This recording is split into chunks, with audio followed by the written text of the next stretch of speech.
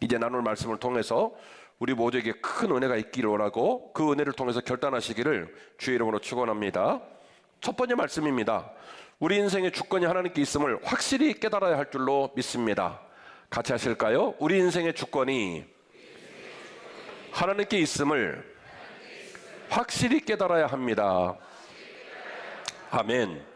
신약성경 고린도전서 10장, 히브리서 3장과 같은 말씀들, 다수의 말씀들은요, 우리 인생을 빗대어서 우리 인생이 어떤 모습일까, 우리 인생이 어떤 모습으로 나아가야 될까를 빗대어서 말하면서 어디를 인용하고 있냐면 구약 성경에 이스라엘 백성이 40년 동안 광야를 여행한 걸 인용을 합니다. 고린도전서 10장도 마찬가지고 히브리서 3장도 마찬가지고 오늘의 신앙생활이 어쩌면 좋은 신앙생활이 될 수 있을까, 이걸 점검하기 위해서 어디를 인용한다고요? 40년 광야 생활을 인용한다는 거예요. 40년 동안 이스라엘 백성들은 하나님의 인도를 따라서 가나안 땅에 나아갔습니다. 40년 걸린 이유는 뭐냐면 주권이 이양이 안 돼서 그래요. 그래서 40년 광야 생활은 주권을 이양했을 때와 주권을 이양하지 못했을 때 얘기로 기록되어 있습니다. 주권을 이양했을 때 어떤 은혜가 있었고 어떤 승리가 있었는지, 주권을 이양하지 못했을 때 얼마나 낙심하고 얼마나 어려웠는지를 낱낱이 기록하고 있는 성경이 40년 동안의 광야 여행 기간입니다. 이 말을 바꿔서 말씀을 드리면 고린도전서 10장도 히브리서 3장도 우리에게 말하기를 우리 인생도 40년 광야 생활과 똑같다는 얘기예요. 우리의 주권을 하나님께 옮길 수 있으면 어떤 일이 벌어질까, 옮기지 못하면 우리에게 어떤 난맥이 벌어질까를 우리에게 경고하고 있다고 보아야 합니다. 또한 히브리어 테바로 명명되어진 갈대상자 말입니다. 모세의 어머니 요게벳이 갈대상자를 마련해서 역청을 바르고 그 갈대상자를 나일 강가에다 띄워놨죠. 그 갈대상자를 히브리 말로 테바라고 얘기를 합니다. 놀라운 사실은 갈대상자에 쓰여진 테바라는 단어가 노아의 방주도 동일하게 쓰여지고 있더라는 거예요. 테바의 특징이 뭡니까? 일단은 추진력이 없습니다. 돛도 없습니다. 노도 없습니다. 엔진도 없습니다. 그래서 스스로 움직일 수가 없고요. 두 번째는 키가 없습니다. 배가 무리를 진행하게 되어지면 직진을 할 건지 좌회전을 할 건지 향방을 정해야 목적지에 도달할 수 있습니다. 그런데 놀랍게도 갈대상자도 테바고, 그리고 150m짜리 어마어마한 배를 지은 노아의 방주도 역시 테바라는 거죠.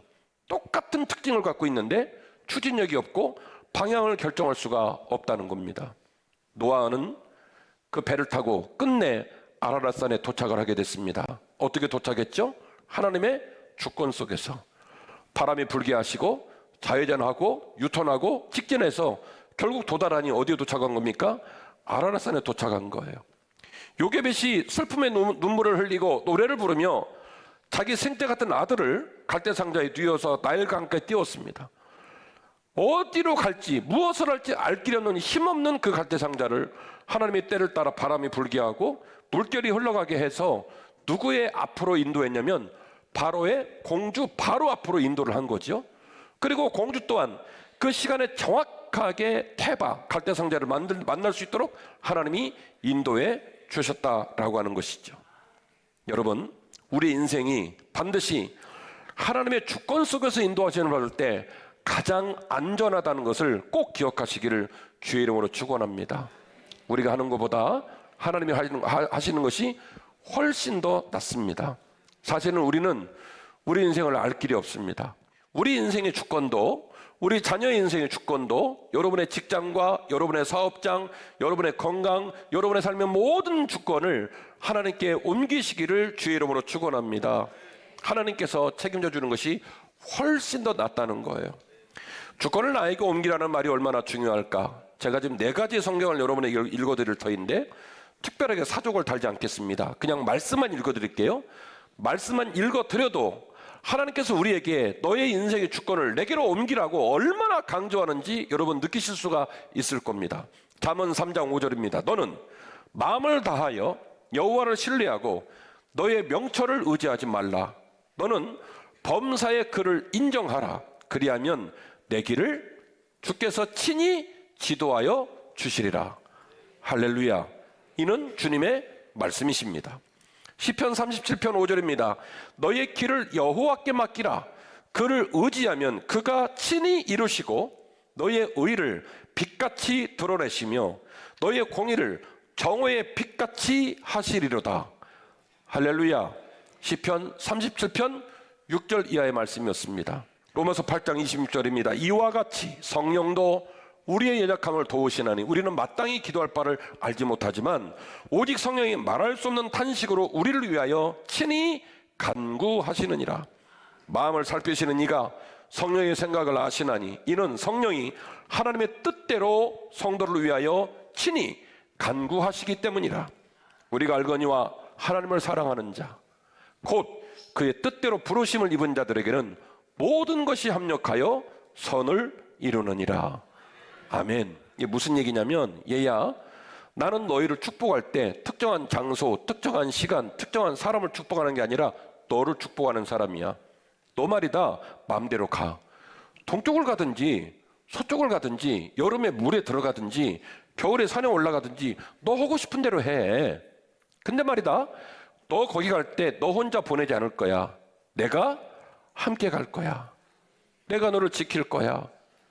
그렇게 가는 거예요. 그래서 하나님 아버지께서 우리를 사랑하시고 우리가 하나님을 사랑할 때 하나님께서 그의 뜻대로 부르심을 입은 자들에게 모든 것이 합력하여 선을 이루게 하실 줄로 믿으시기를 바랍니다.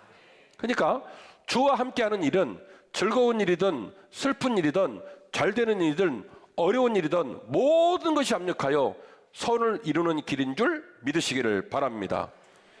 빌립보서 4장 6절 아무것도 염려하지 말고 다만 모든 일에 기도와 간구로 너희 구할 것을 감사함으로 하나님께 아뢰라. 그리하면 모든 지각에 뛰어난 하나님의 평강이 그리스도 예수 안에서 너희 마음과 너희 생각을 지키시리라. 사랑하는 딸아, 사랑하는 아들아, 네가 나를 사랑하고 네가 나와 동행하기를 원한다면 너는 모든 일에 염려하지 말고 너희 구할 것을 감사함으로 아뢰라. 그리하면 내가 너를 지킬 거야. 내가 너를 돌볼 거야. 내가 너와 동행할 거야. 이는 여호와 하나님의 말씀이십니다. 그러므로 2025년 우리의 주권을 하나님께 옮기시기를 주의 이름으로 축원합니다. 자, 우리의 주권을 하나님께 옮기기 위해서 우리는 뭘 어떻게 해야 될까요? 구체적인 얘기를 좀 하려고 하는데요. 신앙을 위한 면적은 넓히고 강도는 높여야 할 줄 믿습니다. 하나님께 주권을 이양하고 하나님과 잘 동행한 믿음의 사람의 샘플을 말하려면 어느 사람을 말할 수 있을까? 많은 사람을 얘기할 수 있는데 오늘 여러분에게 소개하고 싶은 중요한 인물은 누구냐면 모세라는 인물이에요. 모세가 40년 동안 이스라엘 백성을 이끌고 가나안 땅까지 이끌었습니다. 바란 광야의 느보산 중턱에서 마지막 생을 마치기까지 40년 동안 이스라엘 백성을 이끌었는데요. 참 어려운 일이 많았어요. 조금만 어려운 일이 벌어지면 백성들이 짱돌을 들고 쳐 죽이려고 그래요. 그리고 실제로 백성들이 죄를 지어가지고 자기 앞에서 너무나 많은 사람이 죽는 꼴도 봤고요.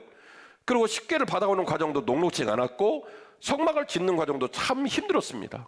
그런데 모세는 성막을 지었고 십계명을 받았고 그 율법과 규례를 만드는 모든 과정에 관여를 했고 그리고 가나안 땅에 이르기까지 40년 그 어려운 길들을 넉넉하게 백성들을 이끌 수가 있었습니다. 어떻게 모세가 그런 일을 할 수 있었을까? 어떤 이유로, 어떤 원인이 모세에게 있었기 때문에 모세가 그렇게 멋지게 하나님 지도자로 백성들을 이끌어갈 수 있었을까? 요 이야기를 여러분과 나누고 그 가운데서 우리도 모세처럼 결단하시기를 주의 이름으로 축원합니다.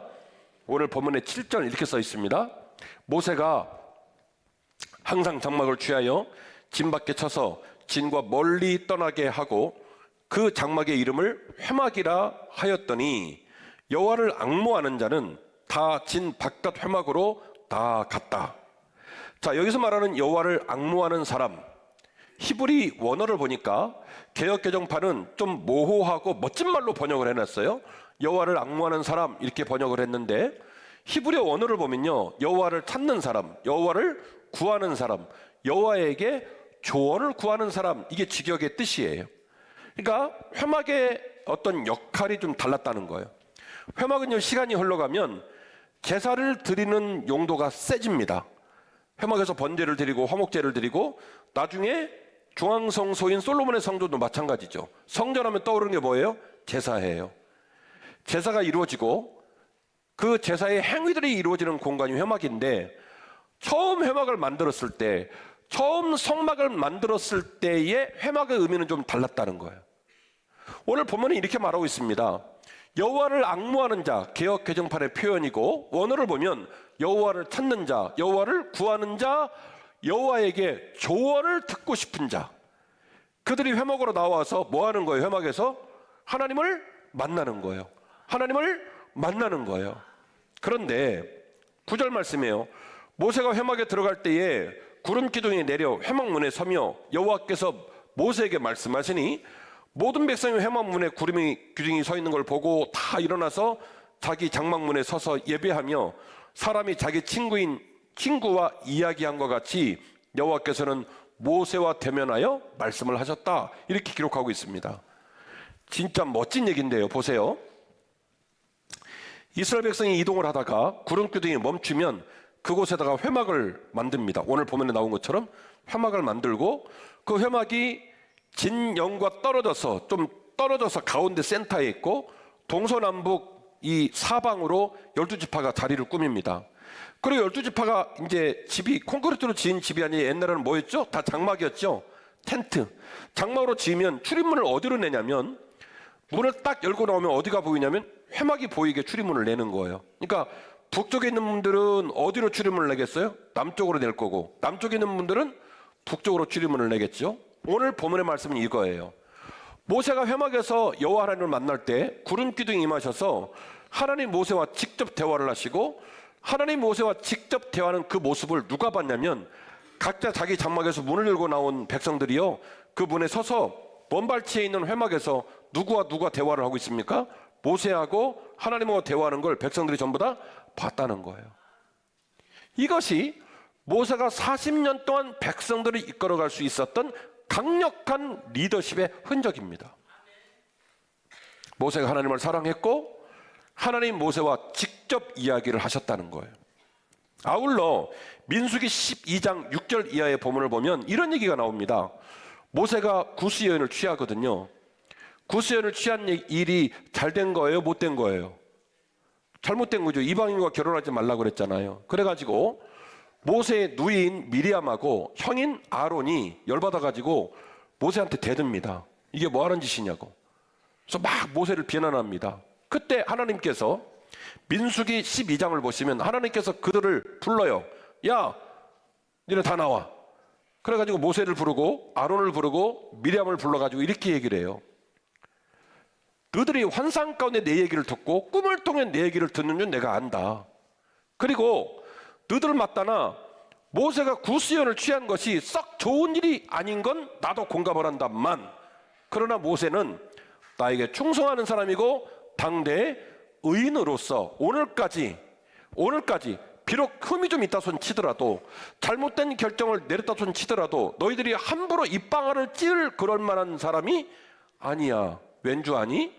너희들은 꿈을 꿔서 내 뜻을 알고, 너희들은 환상 중에 내 뜻을 아는지 모르겠지만 내 종 모세와는 나는 꿈으로 말한 적도 없고 환상으로 말한 적도 없고, 얼굴과 얼굴을 직접 대면해서 내가 직접 말하고 그가 직접 듣는 단 한 사람의 너희들의 리더이건을 너희들이 어찌하여 모세를 비방하는 일을 두려워하지 않느냐, 이렇게 이 얘기를 했다는 거죠. 그 힘들고 어려웠던 40년을 어떻게 완주할 수 있었을까?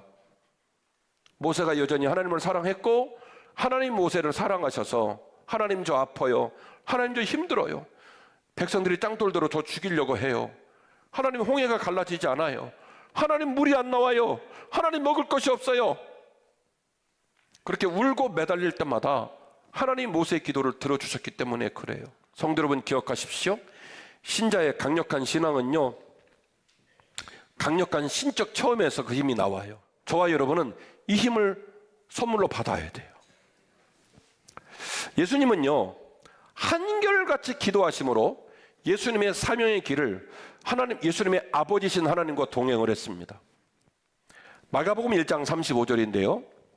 새벽 아직도 밝기 전에 예수께서 일어나 나가 한적한 곳으로 가서 거기서 기도하셨다. 이렇게 시작을 합니다. 목사님들은 새벽 예배가 왜 중요하냐? 새벽 예배를 누가 만들었냐고 물으면 꼭 마가복음 1장 35절을 증거로 댑니다.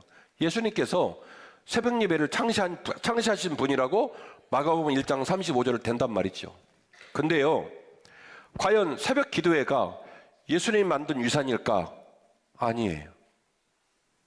예수님은요, 새벽 기도를 하셨는데 날마다 할 정도로 습관처럼 하셨지 실제로 날마다 한 건 아니에요. 중간중간에 이빨 빠지듯이 빠지는 날이 있었을 거라는 거예요. 그러나 마치 날마다 하실 정도로 예수님이 새벽 예배를 어떻게 하셨다? 습관을 쫓아 하셨다는 거예요.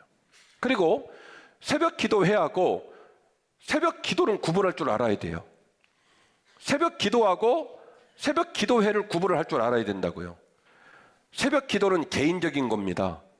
새벽 기도는 혼자 하는 거고요. 새벽 예배는 공동체적이고 집단적인 거예요.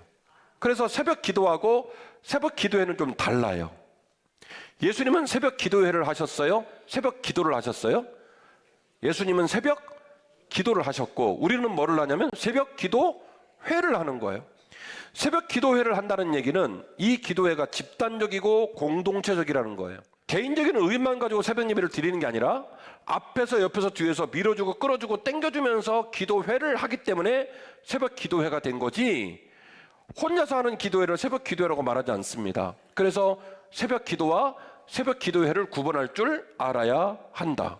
예수님은 새벽 기도회를 했습니까? 새벽 기도를 하셨습니까? 새벽 기도를 하셨죠. 한국교회 130년 역사에 새벽 기도회를 만든 건 예수님이 만든 창시를 쫓아간 게 아니라 목사님들이 필요를 따라 새벽 기도회를 만들었어요. 시간이 가면 목사님, 우리 국가의 시스템, 역사의 환경을 볼 때 도저히 새벽 예배 못 모이겠습니다 싶으면 새벽 기도회를 없애는 날이 올 수도 있어요. 그런 환경이 바뀔 수도 있어요. 그러나 저는 말합니다. 여전히 아직은 새벽 기도회가 우리에게 매우 중요하다는 거예요. 새벽 예배를, 새벽 기도회를 주님이 만들었냐, 주님이 만들지 않았느냐, 이 말은 말장난에 지나지 않아요. 제가 바꿔서 말씀을 드려볼게요. 여러분, 우리 일상에 빈 공간이 있습니까?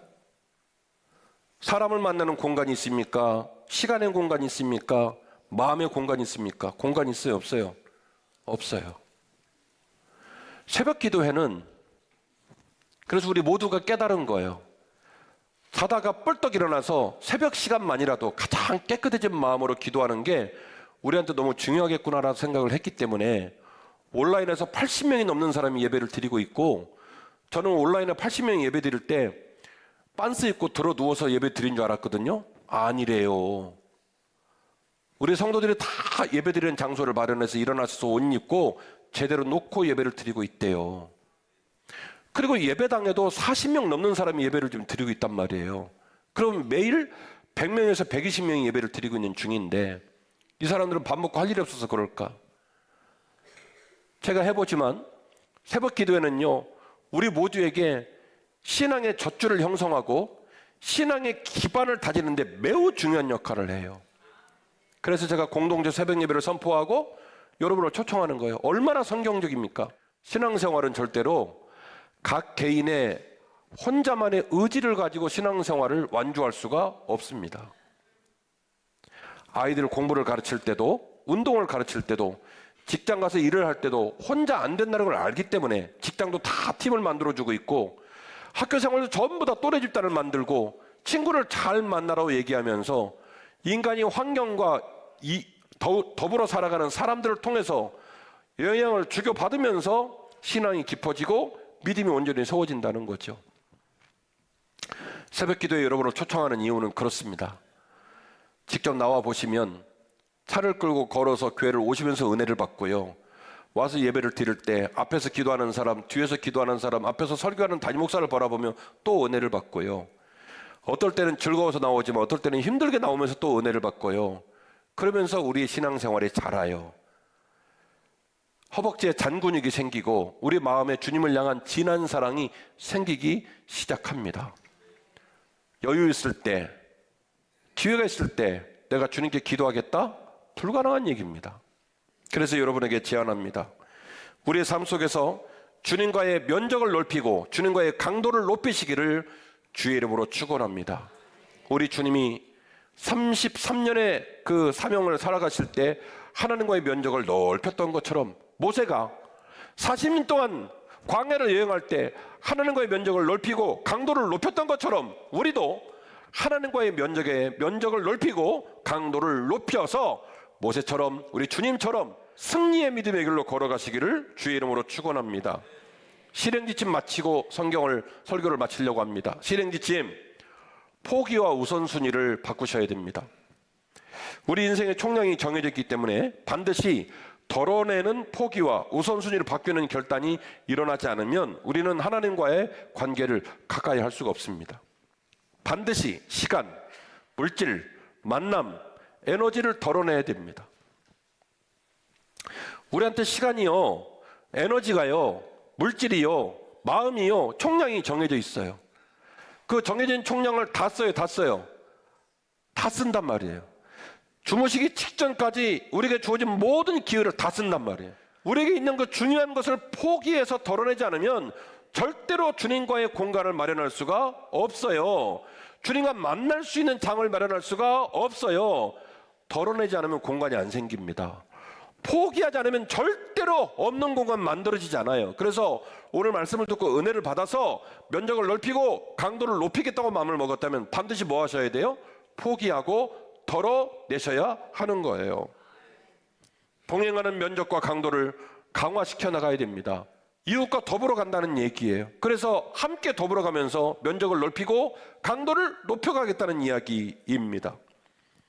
우리의 개인의 영성을 위해서 공동체 성경 읽기, 공동체 새벽 예배, 다양한 소그룹과 또 그 소그룹 운동과 신방들을 전개해 나가면서 주님이 기뻐하시는 교회로 굳게 세워지려고 노력을 할 예정입니다. 만남의 면적과 강도를 높여야 되고요. 이를 위한 초청에 여러분 꼭 반응해 주시기를 주의 이름으로 축원합니다. 때로는 억지로, 때로는 못 이기면서 결정을 하시는 거예요. 사랑하는 한빛가족 여러분, 우리 인생은 항상 시험 뒤에 놓여져 있습니다. 우리가 하나님을 어떻게 사랑했는지, 저와 여러분이 어떻게 사랑했는지. 제가 외로운 이유는 뭐냐면 저는 아직까지는 여러분을 너무너무 사랑해요.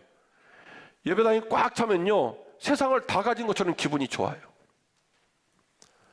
여전히 그 힘든 작업을 새벽마다 여러분을 위해 기도하고 있는데 아직 여러분은 저만큼 저를 사랑하는 것 같진 않아요. 제가 오늘 이 강대상에 올라와서 원로 목사님 앉아 계신 모습을 보고 되게 저는 은혜를 받았어요. 원로 목사님과 저하고 관계는요, 어떻게 생각해 보면 참 좋은 관계가 될 수도 있기도 하고 어려운 관계일 수도 있기도 해요. 가까울 수도 있고 가까이 할 수 없는 그런 관계이기도 해요. 그러나 지난 14년간 저 어르신을 제가 사랑했고 저 어르신도 저를 사랑한다고 생각을 해요.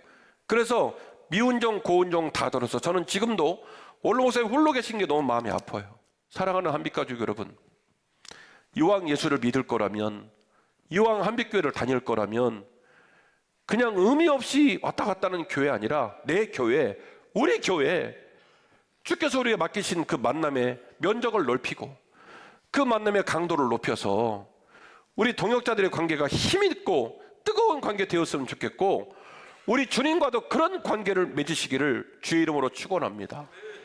그리하면 우리 주권이 하나님께로 이양이 되어지고 우리 주님께서 우리보다 더 지혜롭게, 더 은혜롭게, 더 완벽하게 저와 여러분의 인생을 이끌어 가실 줄 믿습니다.